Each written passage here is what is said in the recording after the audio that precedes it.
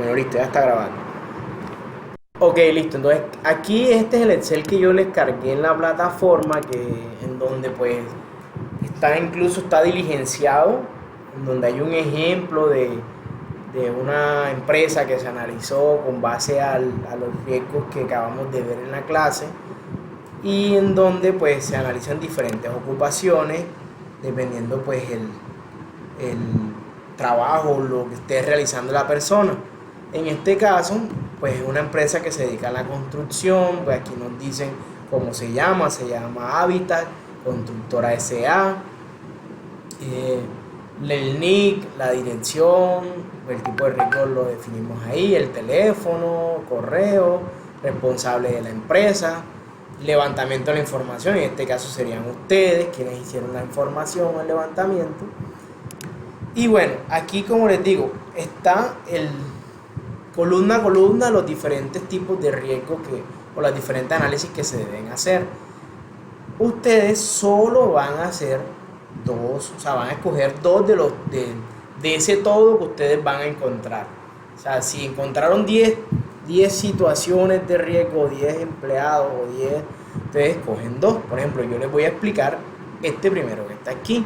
Y de todos modos tienen su Excel con varios ejemplos dependiendo pues de la ocupación que se esté desarrollando, que se pueden servir de guía para diligenciar su trabajo. Por ejemplo, aquí lo primero que nos muestra o que debemos definir es el proceso, después el cargo, la actividad, la tarea y si esta tarea es rutinaria o no. Vamos a describir esta parte en cuanto a este ejemplo. Por ejemplo, el proceso en este caso es un proceso gerencial, ya que la persona que estamos analizando es el gerente, el cargo que estamos analizando es el gerente, entonces el proceso es gerencial. Si fuera un trabajador sería un proceso operativo, un proceso dependiendo de lo que esté desarrollando la persona. Actividad, en cuanto a la actividad se refiere de manera general a eso a lo cual se dedica esa persona. Por ejemplo, en el caso del gerente, a ejecutar los proyectos de inversión de infraestructura dentro de los plazos y requerimientos contemplados en los estudios de inversión, salvaguardando el cumplimiento de las normas técnicas, legales y bien, o sea, de manera general. ¿Qué está haciendo? ¿Cuál es su actividad general? Cuando nos vamos a la parte de las tareas, en las tareas ahí sí debemos especificar cuáles son puntualmente esas tareas que él está realizando. Puede que no sean tantas como vemos aquí vemos 10, pero pueden que no sean tantas. Y al frente, bueno, aquí estamos, pues esta estuvo combinada, pero al frente de cada tarea debemos colocar si esa tarea es rutinaria o no. ¿Cómo se refiere a una tarea rutinaria? Una tarea que realiza todos los días.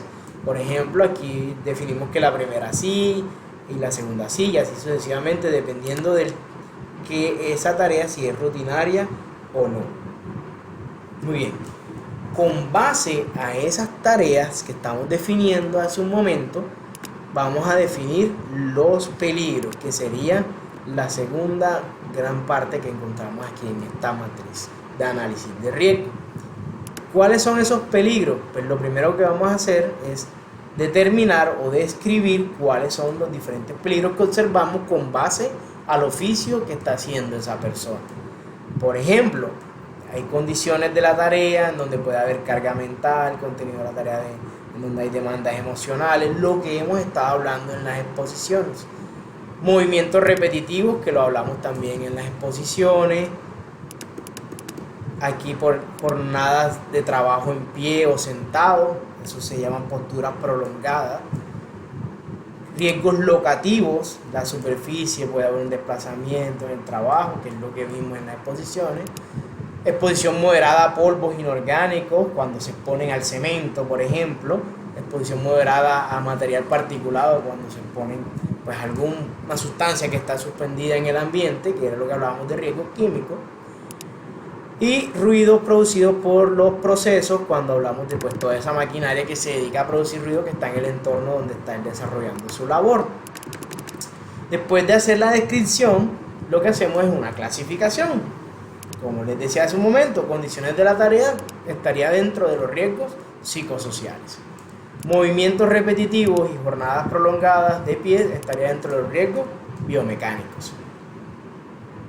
Locativo estaría bajo condiciones de seguridad. Polvos y material particulado dentro del riesgo químico. Y ruido por los demás procesos dentro de los riesgos físicos. Eso es la clasificación. Y esto también está en las exposiciones. ¿Cuáles son los posibles efectos que pueden generar ese riesgo en el trabajador? Por ejemplo, en el caso psicosocial puede generar estrés, disminución del desempeño laboral, desmotivación, cansancio. En cuanto a los riesgos biomecánicos, que era lo que hablábamos de los efectos, puede generar síndrome de túnel carpiano, endurecimiento, calambre de las extremidades superiores, desorden en el trauma acumulativo. Incluso ustedes me hablaron de problemas de la circulación cuando nos exponemos a vibraciones. Trastornos musculoesqueléticos, cansancio, toda esa serie de efectos que se pueden generar. En cuanto a las condiciones de seguridad, pueden generar heridas, traumas, caídas al mismo nivel, contusiones. Por ejemplo, en condiciones de seguridad, Piedad nos hablaba de altura. Esa altura no solo es pensar en 10 metros, 12 metros como nos dijo ella, sino que cuando hay un riesgo por altura, cuando la persona se encuentra a 2 metros por encima de la superficie, o puede caer 2 metros por debajo de la superficie cuando, por ejemplo, son trabajadores que hacen excavaciones y esas excavaciones pues superan los 1,5 metros o 2 metros. Ahí también puede existir un riesgo por altura, condiciones de altura. Entonces, eso desde ese punto de vista. Exposiciones, químicas, puede generar asma, neumoconiosis, fiebre, dermatitis, todo lo que ustedes me hablaban, enrojecimiento de la piel, respiratoria, enfermedades cardíacas, lo que ya hemos visto a lo largo del curso. Y en cuanto a riesgos físicos, puede generar fatiga auditiva, falta de concentración, sordera temporal y permanente, que en nombre técnico se llama hipoacusia, estrés, cefalea, entre otras series. Entonces, esos son los posibles efectos que esos peligros que están ahí pueden generar. Pasamos al siguiente bloque. Controles existentes. ¿Cuáles son esos controles existentes? O sea, ¿qué se está haciendo o qué hay dentro de la empresa? ¿Para qué? Para mitigar el efecto de los peligros que antes acabamos de mencionar. Si ese control es en la fuente, como ya lo vimos en la clase pasada, o sea, están haciendo algo para que, por ejemplo, el ruido no se salga del lugar donde esté emitiéndose.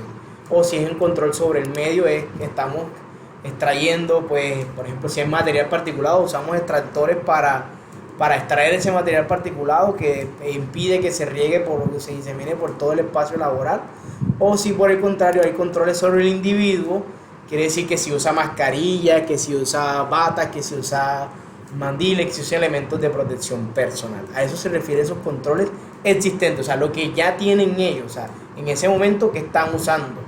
Puede que en este caso, como dice aquí, no estén usando nada. No hay ninguno ni en el fuente, ni en el medio, ni en el individuo. O por ejemplo, como acá nos dice que no hay nada sobre la fuente, sobre el medio, pero sobre el individuo hay pausas activas. Entonces, ese tipo de situaciones así. Lo mismo acá en las condiciones químicas, EPP, uso adecuado de elementos de protección personal, capacitación, que era lo que estaba en la presentación, que de hecho está cargada en la plataforma. Y bueno, eso en cuanto a controles existentes. Y esto también es importante, es la evaluación del riesgo.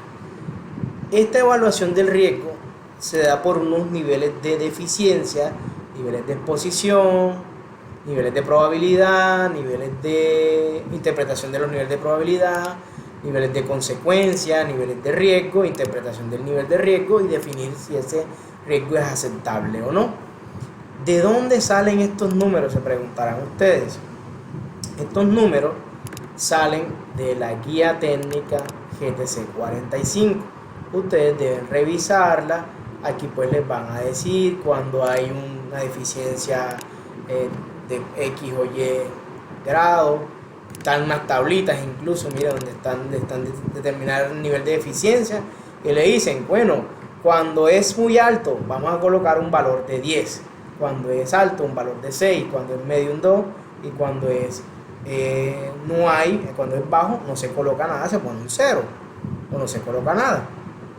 Esto nos va a permitir rellenar estos cuadritos que están aquí. Solo van a diligenciar, por ejemplo, el nivel de eficiencia, van a asignar el número que ustedes pues consideren al momento de visualizar, y el nivel de exposición. El nivel de probabilidad es la multiplicación de los dos anteriores. Este ya tiene una fórmula para que automáticamente ustedes ingresen estos dos valores que están aquí, él nos arroje el nivel de probabilidad, o sea, porque ya está la fórmula para hacer la multiplicación. Y también existe una fórmula en la interpretación, nos va a decir automáticamente, al asignar estos dos primeros valores, el nivel de probabilidad y la interpretación, si es bajo, si es medio, si es alto, y nos lo muestran también con colores. Traten de que ese Excel no se modifique para que pues esto le salga efectivamente. ¿Qué otro dato vamos a suministrar nosotros? El nivel de consecuencia.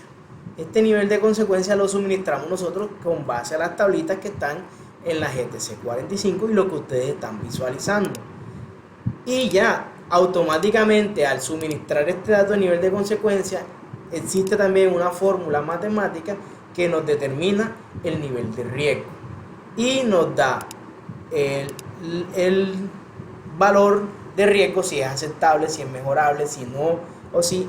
Y esta parte de la clasificación del nivel de riesgo, de la interpretación, pues la asignan ustedes, si es 3, si es 2, si es 1, dependiendo del caso. ¿Qué datos deben ingresar? Vuelvo y repito, solo deben ingresar nivel de deficiencia, nivel de exposición y nivel de consecuencia. Son los únicos datos que ustedes deben ingresar y asignar la interpretación del nivel de riesgo, que eso, como les digo, todo eso está aquí en la norma GTC 45, pues donde nos explica, dependiendo de los puntajes que se sacan, si es un riesgo tipo 1, si es un riesgo tipo 2, 3 o 4, dependiendo de los puntajes que obtenemos en la multiplicación que está aquí, 60, 80, 100, en esta multiplicación que está aquí. Claro hasta ahí, niñas, pregunto, dudas, las escucho. Nada, profe, que si puedes hoy mismo la grabación para ir a buscar. Sí, de una voy a subirla y ya yo tengo todo, faltaba solo subir la grabación, pero quería hacerla así con ustedes en vivo, por si tenían alguna duda quedará ahí también grabado. Bueno, listo, aquí seguimos. Bueno, ya eso fue en cuanto a la evaluación del riesgo. Criterios para los controles. Entonces aquí, ya una vez determinamos si hay un riesgo o no, pues en cuanto a criterios, determinar cuántas personas están expuestas en ese lugar de trabajo y qué vamos a tener en cuenta nosotros, que son los mismos efectos que están allá, para determinar qué se puede hacer en caso de que no exista un control adecuado o el riesgo sea muy alto. Entonces aquí entran las medidas de intervención, que es lo último. En cuanto a las medidas de intervención, nosotros podemos sugerir la eliminación del agente contaminante o del tipo de riesgo, la sustitución, controles de ingeniería, controles administrativos de señalización o advertencia, o equipos de elementos de protección personal o individual. Dependiendo del caso, usted me va a decir no aplica o cuál sugieren ustedes que debe existir dentro de los controles. Estos controles, como les digo, están en la diapositiva de medidas de control, el primer tema que pusimos la semana pasada. Todo está ahí. Entonces, en caso de que no, me pueden preguntar, yo con mucho gusto les cargo la información que ustedes necesiten para este tipo de medidas de control en caso de que no aparezca. Yo estoy atento a cualquier duda que ustedes me hagan, yo con mucho gusto les respondo.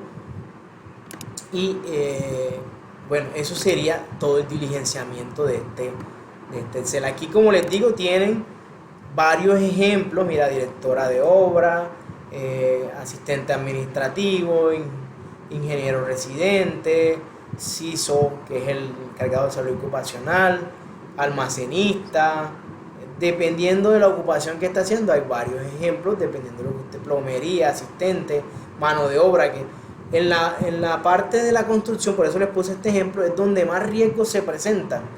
Puede que en lo que ustedes analicen no se presenten tantos. Entonces, aquí van a tener ejemplos para que ustedes los modifiquen de acuerdo a sus necesidades. Y si tienen alguna duda, pues me avisan. Solo van a ser de 2 personitas, apenas de lo que ustedes vayan a analizar allá. Ustedes eligen quién, si el gerente, la cajera, el operario, el que esté haciendo la actividad que ustedes decidan. Solo 2 personitas. Y el resto en la posición que van a hacer dentro de 15 días es todos los riesgos que observaron y al final rematan con esta parte de dos personitas que le hacen el análisis de riesgo completo. ¿Claro? ¿Preguntas, dudas?